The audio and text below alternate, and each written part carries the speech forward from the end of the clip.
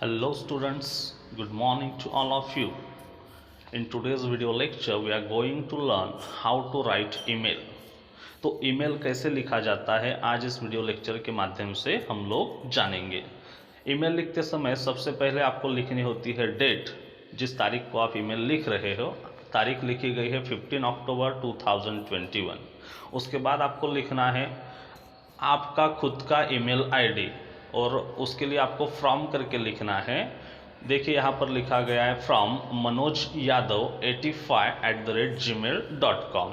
It is sender's email ID. Then you have to write receiver's email ID. तो receiver का email ID हमें पता होना ज़रूरी है। यहाँ पर टू करके रिसीवर का ईमेल आईडी लिखा जाता है। यहाँ लिखा गया है Sumit Pathak 84@gmail.com। It is an email ID of receiver. Then you have to write subject. उसके बाद आपको सब्जेक्ट लिखना होता है। ईमेल आईडी लिखने का उद्देश्य क्या है, किस बारे में आप ईमेल लिख रहे हो। तो देखिए सब्जेक्ट क्या है, invitation for celebrating winter vacation together. मतलब कि विंटर की जो छुट्टियां है वह साथ साथ बिताने के लिए एक दोस्त अपने दूसरे दोस्त को ईमेल के द्वारा इनवाइट कर रहा है। तो उसके बाद आपको लिखना है डियर सुमित। जैसे कि हम यहाँ पर सुमित को ईमेल लिख रहे हैं इसलिए डियर सुमित लिखा गया है। आगे हम लिख रहे हैं I am writing this email to invite you to spend winter vacation at my native place. ये ईमेल मैं तुझे इसलिए लिख रहा हूँ क्योंकि इस ईमेल के द्वारा मैं तुझे अपने घर पर विंटर की छुट्टियाँ बिताने के लिए निमंत्रित कर रहा हूँ। मतलब कि मैं चाहता हूँ कि इस साल की विंटर की छुट्टियाँ तू मेरे घर पे मेरे साथ आकर बिताए। उसके आगे लिखा गया है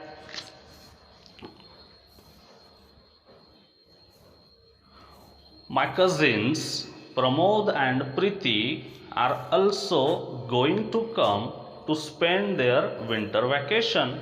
मतलब कि मेरे कज़िन प्रमोद और प्रीति वो दोनों भी मेरे घर पे इस साल की विंटर वैकेशन मतलब कि ठंडी की जो छुट्टियां है वह बिताने के लिए आने वाले हैं। They are ready to come here.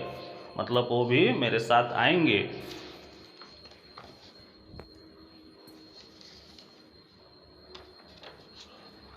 Next line है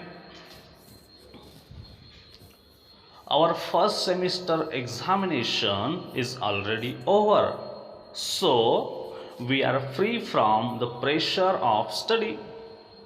इस लाइन के माध्यम से मनोज बोल रहे हैं कि हमारी फर्स्ट सेमिस्टर एग्जामिनेशन जो है वो ऑलरेडी ख़त्म हो चुकी है। So we are free from the pressure of study. इसलिए अभी पढ़ाई का कोई टेंशन नहीं है, किसी तरह का प्रेशर नहीं है। इसीलिए मुझे ऐसे लगता है कि इस साल की विंटर वैकेशन में तू मेरे घर पे आए। आगे वो कहते हैं we shall be free to enjoy the Diwali festival.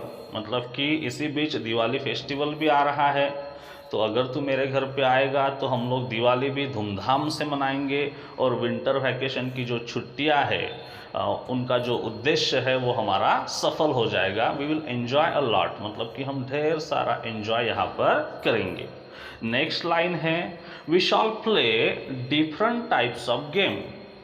जब तू मेरे घर पे आएगा तो तू मेरे कजिन्स प्रमोद एंड प्रीति हम ढेर सारे खेल यहाँ पर खेलेंगे।